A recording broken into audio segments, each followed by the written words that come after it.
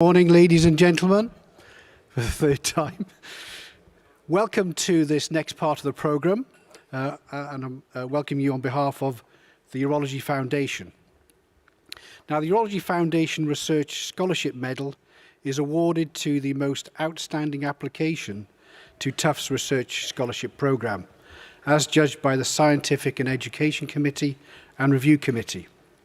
And this year, the award is presented to Prasama Suryakumaran, otherwise known as PS, who's from Oxford, for his project entitled Testing Radical Prostatectomy in Men with Prostate Cancer and Oligometastases to the Bone, a randomized controlled feasibility study. Well done, PS.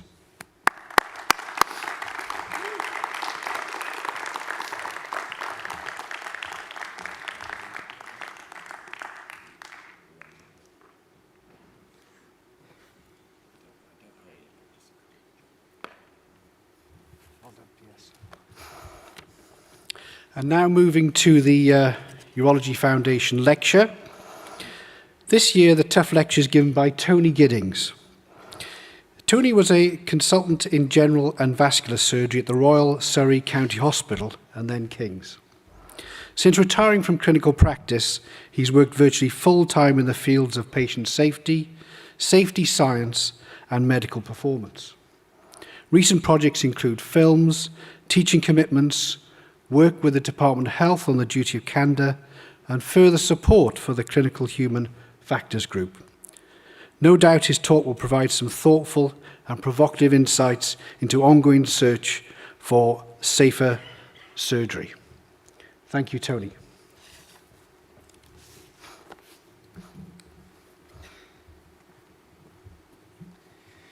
Well, thank you very much for inviting me.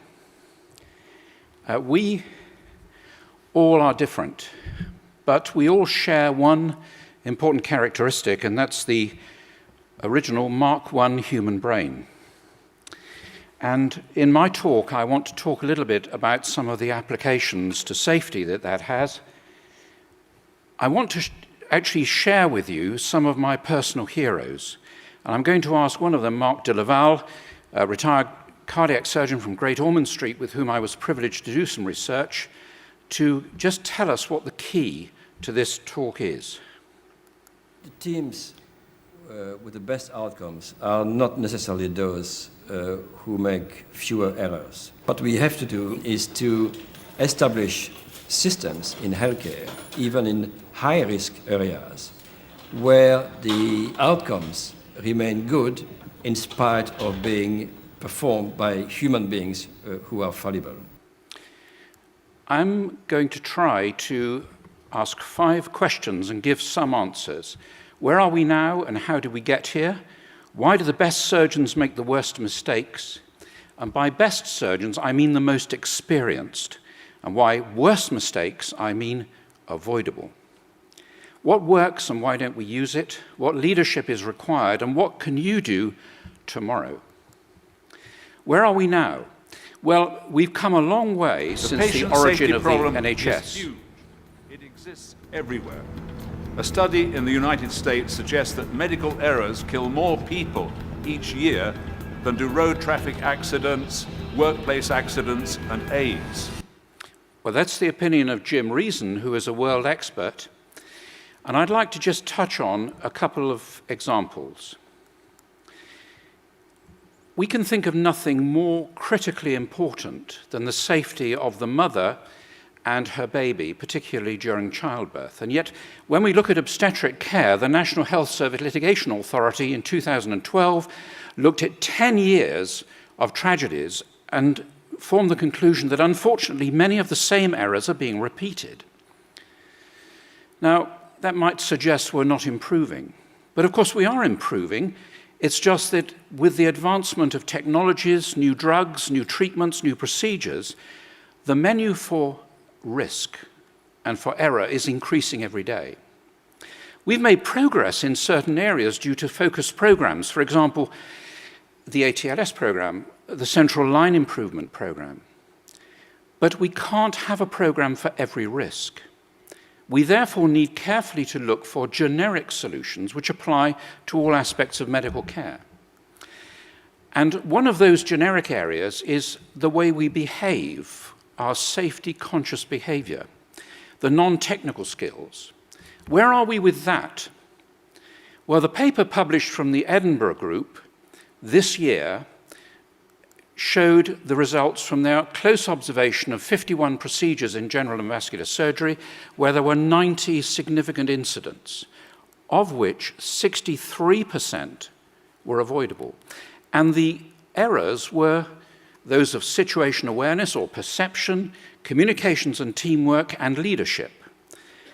And these errors have been known for a very long time.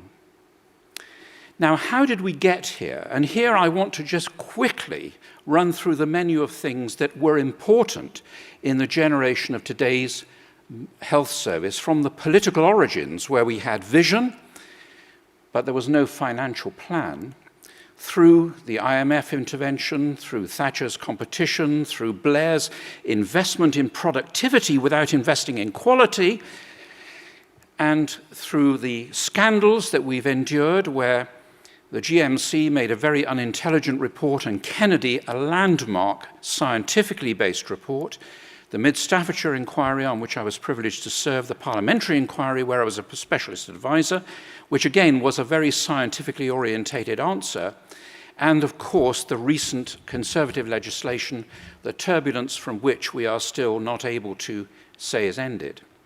Throughout this saga, productivity and the money has always featured more heavily than safety.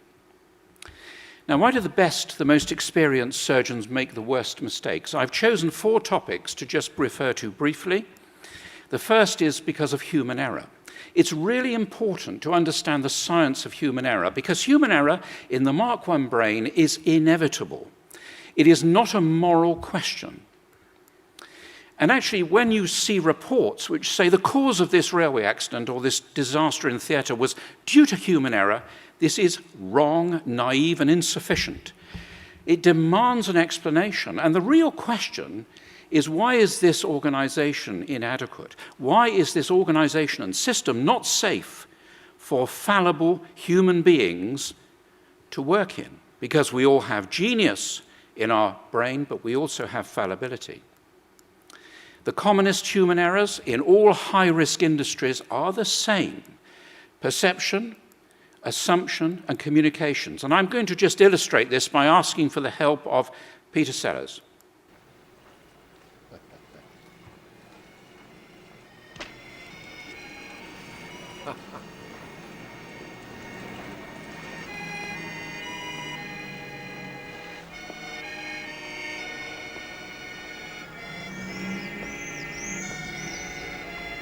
You have a license? Monsieur? City Ordinance 47B prohibits the playing of any musical instrument in a public place for the purpose of commercial enterprise without a license. I don't understand.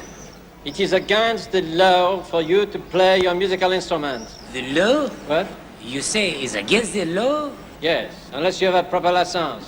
What kind of license? A license that permits the playing of any musical instrument in a public place for the purpose of commercial enterprise. Commercial enterprise? Yes. You play that thing and people give you the money. People give the monkey the money. It is the same. Oh, not at all, monsieur. I am a musician and the monkey is a businessman. He doesn't tell me what to play and I don't tell him what to do with his money. Monsieur, don't try to be funny with me. He is your monkey, therefore it is your money. He lives with me, but he is not my monkey. One day I came home and I found him sitting in the living room. I let him stay, but he pays for his own room and board. Then the monkey is breaking the law. But he doesn't play any musical instrument. City Ordinance 132R prohibits the begging. How do you know so much about city ordinances? What sort of stupid question is that? Are you blind? Yes. Oh, I see, yes. Yes, of course. Well, you happen to be talking to a police officer. And because I expect to be transferred back to the detective division at any moment, I will let you off this time with just a warning. Thank you, Monsieur Argent. But you must get yourself a proper license. First thing tomorrow. Try to do something about your filthy monkey.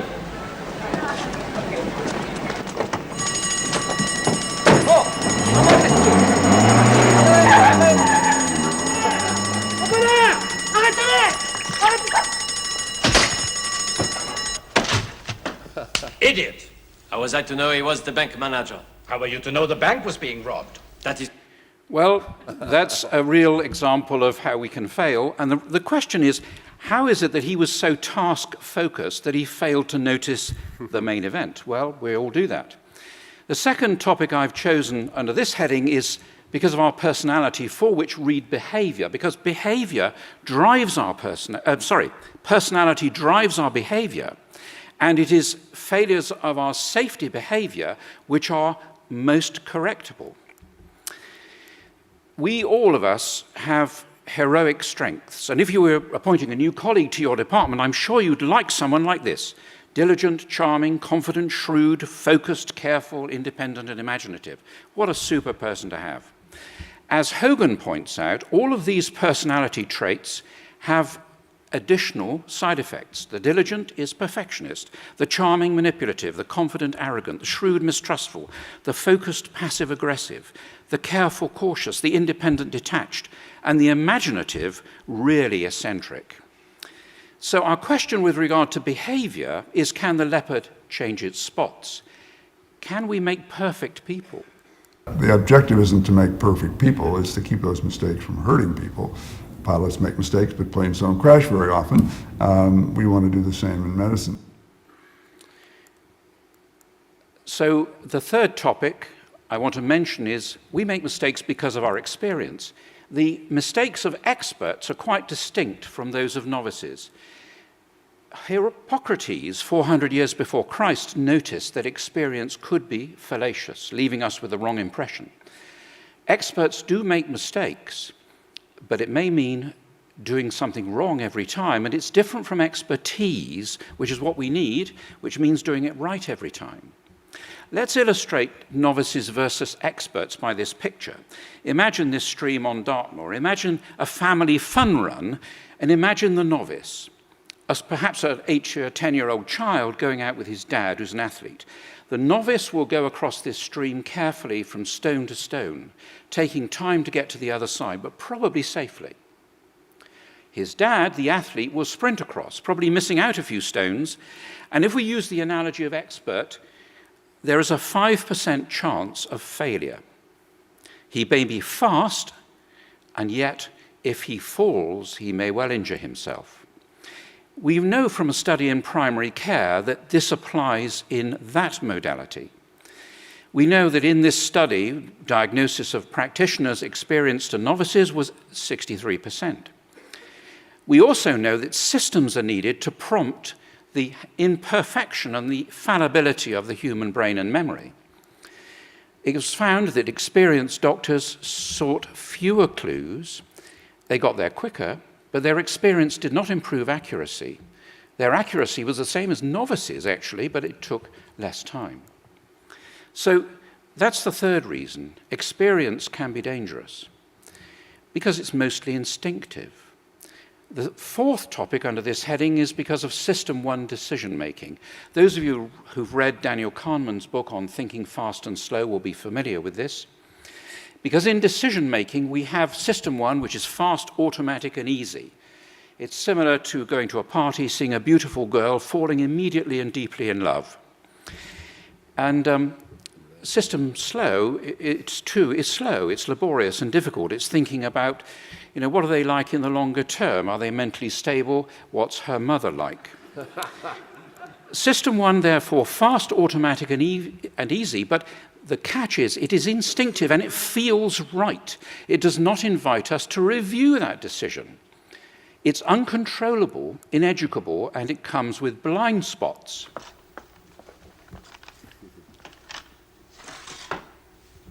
Yes, my little yellow friend.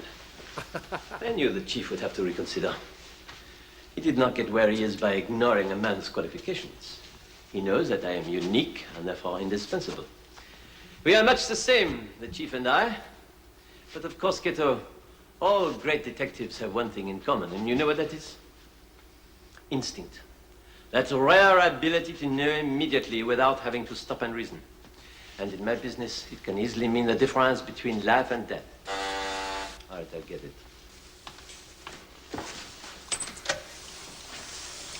Thank you. Yes, that split-second timing when instinct tells you that... The wave of assassination. Opposition spokesman has cut a... Well, you can see System 1 in operation there, and it took a while for System 2 to cut in. Now, what is the context? When are we most likely to use System 1?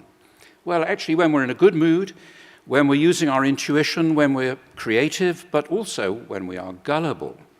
System 2, on the other hand, is associated with a degree of suspiciousness, vigilance, an analytical approach, and increased effort, and that's the problem. It takes real effort. And with a good mood, System 2 is weaker. So actually, most cognitive errors like this arise in the easy case, where people think they're operating on one thing and they're somewhere else. Experts and team working. Now, experts have, as we've seen, fast and frugal diagnostic strategies. They are less likely to review their decision, and you need a second brain. And this is the whole cognitive basis for the advantage of teamwork. But you've got to be able to listen to that second brain. Because in a crisis, experts develop tunnel vision and overload. And they need support from another less involved colleague. Now, you may notice something unusual about this crocodile. This is a question for you. It's a question about blame. This vet was called to examine the crocodile who was sick and hadn't eaten for 6 days. This meal he had of the vet's right arm was probably the first one that he'd had. And the question is, how do you view that? Is this just an example of veterinary incompetence? Was it an accident? Was he impatient? Was the anesthetic wrong? Was the crocodile pretending all the time? We need to think about this carefully because it has implications for how we view our own mistakes. And as Sidney Dekker says, it's important not to blame individuals for what went wrong. It's a hopeless thing. It's not a solution.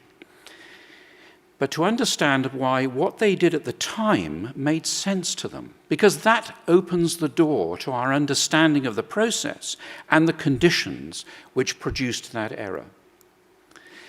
The next question is what works and why don't we use it? Well, we know what works from 3 decades of research in other industries. Now, I know that, as shown in this slide from which Peter Stevenson has given me, doctors can remove the wrong kidney. Pilots can shut down the wrong engine, as they did in the Kegworth disaster. And surgeons may react against being told what to do by people who fly airplanes. But the important thing is to remember this is not about learning about airplanes. This is about learning about the function of the Mark I human brain when faced with a number of cognitive challenges. There's a big difference in the outcome because I won't go into the details, but when we look at airline safety versus medical care, there are huge opportunities for error, 10 million in a USA study over 5 years, and during that time there were 3 million over preventable deaths in medical care, where there were no deaths in the airline business. And even today, the latest data shows we've only 1 crash in 3.1 million flights worldwide. So despite the newspaper headlines, they're very safe. How is this possible? Not by preventing errors. You can't do that. You can minimize them, but you can't prevent them. You must accept that the best humans will make errors. You must minimize mistakes, but you need to create systems to identify and trap mistakes using collegiate, interactive teamwork. And only healthcare, among all the high-risk industries, has resisted the adoption of these principles in a systematic way. There's a modern view of so-called high-reliability organizations. It's based on studies of organizations that are able to perform with extremely high fidelity under very stressful circumstances. High-reliability organizations don't assume they'll succeed. They assume that hazards and risks lurk everywhere. So they're always surveillant. They're not relaxed. A second is an acceptance of complexity, a reluctance to simplify. Simple explanations aren't generally accurate ones, not in high reliability environments either. They're complex causal systems, and these places are avid to understand them. A third characteristic is resilience. capacity at the sharp end to adjust at the moment, because look, the hazards, they pop up and they go away. You need this kind of local autonomy and ability to act swiftly. Another characteristic is sensitivity to operations. This is flatness in organization, where the senior leaders, the executive, knows what's happening in the workplace. The last property is sort of, it's a kind of democratization property. They call it deference to expertise. And the theory is, in a high reliability organization, the problem moves around until it finds the person or the mind that has the answer, and it doesn't matter where in the hierarchy they are. It's as valuable if that answer comes from an ensign as from the admiral, and this willingness to draw on the resource of knowledge throughout the organization, another property. These are cultural characteristics and explain a lot more about whether a place is going to succeed or not under stress than what the manual says, or whether the CEO has given the right speech. This is Don Berwick, who is another of my heroes and knows more about this than anyone else in the world, I think. Let's just take one thing that he said, not simplifying things which are complex. If you want a good example of that, think about the way in which the checklist, which was a theoretically good thing to do, was introduced by mandate, by the MPSA, who didn't really understand it. Now, if you've been a pilot, you've been obliged to learn about the risks and benefits of the checklist. You've been obliged to learn about the ways in which it can let you down. You've been obliged to learn that it needs to be occasionally adapted, modified to your own team, your own discipline, to be owned by the team. And it needs the leadership of people who believe in it and understand it to make it effective. It is not a tick box exercise. In fact, organizationally, it should be a tick box exercise, because if the notes aren't there when you want to start, it's a sign of a safety failure upstream in the organization which needs to be fixed. So this different view of the checklist is something I'd commend to you. It should not be something imposed on you without your understanding and collaboration. We've learned lessons from lots of areas, but when we were at Great Ormond Street, we learned lessons from Formula One pit stops and aviation, and we applied the Formula One pit stop scenario to the problem of the handover of the post-operative cardiac surgical baby from the 5 teams in theatre to the 5 teams in the recovery room. Involved changing lines and briefing and debriefing your opposite number, a really complicated process. And we used the principles that we had acquired from industry, process organization, teamwork, threat and error management, systems improvement, in other words. Now, it wasn't surprising that we encountered some resistance from the staff who did this. They said, oh, it's fine as it is, we've always done it like this, we don't have time to do it as you suggest.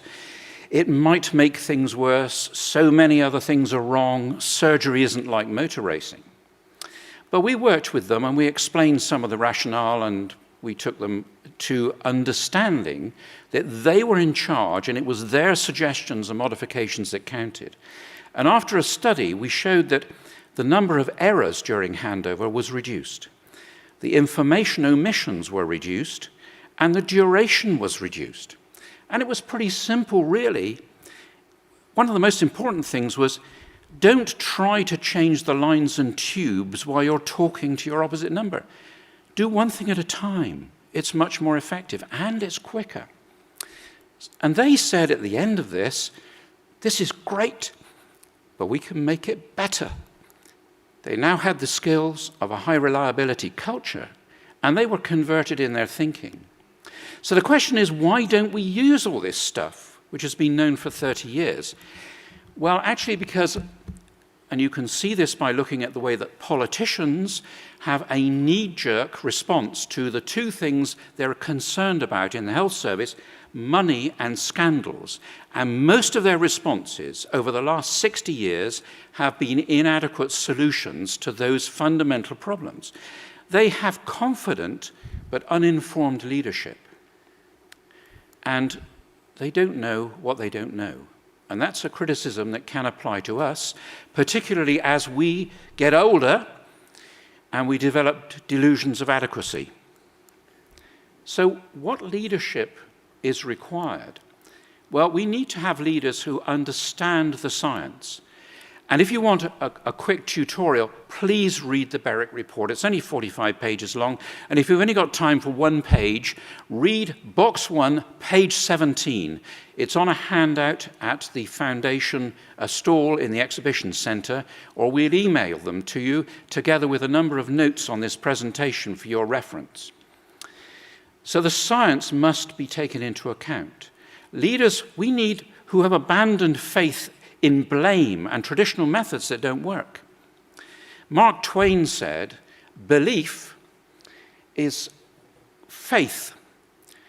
And faith is really believing in something you know isn't true.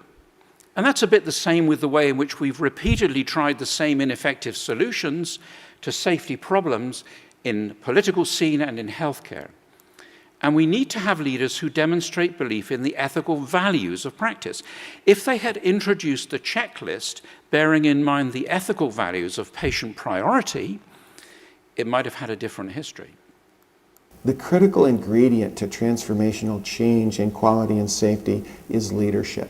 The leaders drive the values drive the behaviors drive the performance of the organization. Let's just take those thoughts a little bit further. I'm sorry. Will we play the video, please? The primary issue is leadership. Leadership drives the values of the organization. Those values drive the behavior of individuals. Their behavior drives the performance of the system. And that drives the outcomes. This chain of cause and effect is as certain as gravity, and attempts to change behaviors without first addressing issues of leadership and values are doomed to fail. So if your leaders' values are those of artificial targets, not related to your clinical priorities, they may be effectively leading you down the wrong route. What can you do tomorrow? My last question. Well, a few simple suggestions. Ask why rather than blame, and particularly rather than self-blame, which is so corrosive and unhelpful. Make it easy to do the right thing. That's a basic principle of human factors stuff. Make it easy for people to work in the right way. Don't imagine that training people to speak up is really effective, because the culture of our organizations are hierarchical. And it's up to the people at the top of the hierarchy to listen down if you're going to get the advantage of the second brain. Share your mistakes. They needn't be your serious mistakes. They could be simple mistakes, but there's nothing so empowering as a new member of your team than pointing out that you are human, you are fallible too, and you want to be honest. So you want to create psychological safety within your team. And you finally must celebrate the unsung heroes who make care safe every day, because they are unsung, because they see things about to go wrong and they intervene. They stop the bad things happening, and yet they're never recognized. And you've got thousands of them in the National Health Service doing that every day. It's important. That's where safety really lies. Great doctors are not the ones that never make errors. Rather, they are people who expect errors to happen and who have strategies in place to cope with them before these adverse events could cause harm to a patient. So, finally, what about productivity? The evidence shows that if you improve safety, you improve productivity.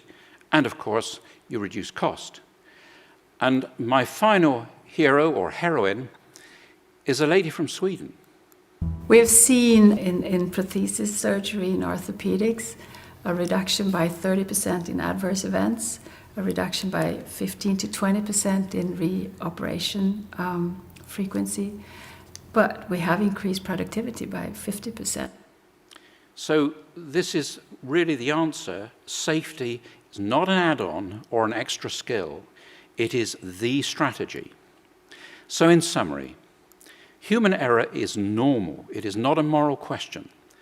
Blame and political remedies don't work. We don't need to blame the politicians. Their world is not ours. Their values are not ours. we have the benefit of the sanctity of the individual relationship with every patient. They don't have that. We need to exercise our influence in that sphere. The science of systems and people does put together the genius and fallibility of the human brain with a system which has reliability and scope to correct our mistakes and errors.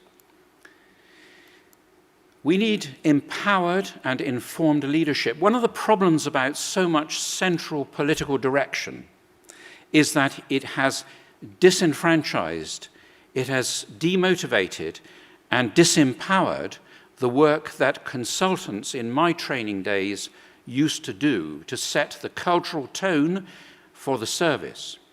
It is a huge side effect we should resist. Science can improve safety and productivity, free us from inappropriate guilt, and give us lasting professional fulfillment. So I'd just like to say that the real voyage of discovery consists not of seeking new lands, but of seeing with new eyes. Thank you.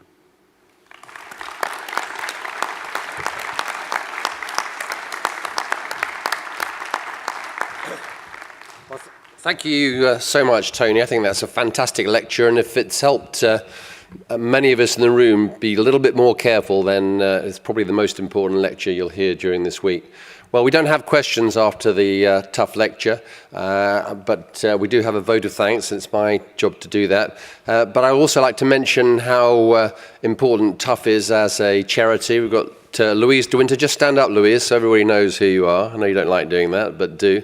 Louise is our CEO, and with Serena and Ollie there in the front row as well. They're only a small team, but last year they raised more than £1 million, and perhaps more importantly, they spent more than £1 million too. So we raise money, but we don't keep it. We spend it on projects like James Green, who's over there by microphone number 1's important project in improving safety and improving training for young urologists. Hope we'll be able to report those results from that study perhaps next year. So avoid making mistakes. I think quite a few people in this room will remember the wrong kidney being removed in Wales and all the trouble associated with that. I had dinner with David Sellu, the surgeon who went to Belmarsh prison for 18 months because he failed to diagnose peritonitis and operated too late, and his whole life has been ruined by that single mistake. He's a great chap, and it's a tragedy. So I think we all have to be more careful. I think those messages that Tony has just given us are fantastic. So I think a round of applause, please, for Tony and for TUF, the charity. Thank you.